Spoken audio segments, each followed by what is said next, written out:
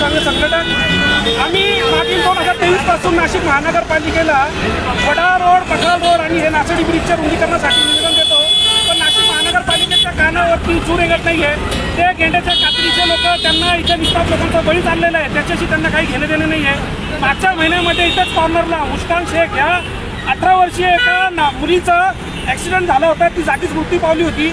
त्यानंतर सुद्धा आम्ही नाशिक महानगरपालिकेला निवेदनं दिले, त्यांना विनंत्या केल्या, पण नाशिक महानगरपालिका याच्याबद्दल काही दखल घेत नाही आहे. म्हणून आज आम्ही थाली बजाव आणि रास्ता रोको आंदोलन करून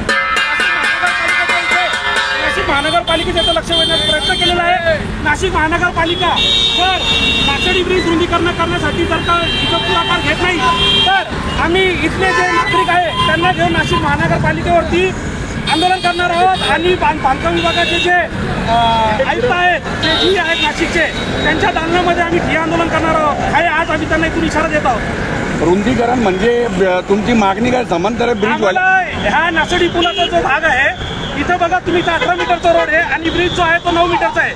म्हणून आम्ही त्यांना मागणी करतो की याला एक समांतर ब्रिज द्यावा. ब्रिज तयार होण्यासाठी आम्ही समजू शकतो की काही टेक्निकल गोष्टी असू शकतात, काही वेळ लागू शकतो. जेव्हापर्यंत तो ब्रिज होत नाही तेव्हापर्यंत नाशिकचा हा जो ब्रिज आहे याच्यावरती काही फुटपाथ आहे, ते एक्सेस जागा जी पुलाने त्या फुटपाथने घेरलेली आहे, तो फुटपाथ जर का त्यांनी कमी केलं तर इथे 5 फुटाची जागा ब्रिजवरती तयार होते व जी येणारी ट्रॅफिक आहे ती कमी होते. मध्ये एक डिवायडर टाकला तर इतर रोजची जी ट्रॅफिकची समस्या आहे ती सुटू शकते. हा पर्याय आम्ही त्यांच्यासमोर ठेवलेला आहे, पण त्यांचे अधिकारी यांना काही गांभीर्याने घेताना दिसत नाही आहे. आता जर का त्यांनी याच्यावरती काही कारवाई केली नाही तर पुढच्या 8 दिवसामध्ये आम्ही त्यांच्या दालनामध्ये ठिय्या आंदोलन करणार आहोत. हे आज आपल्या मार्फत आम्ही त्यांना इथे इशारा देत आहोत.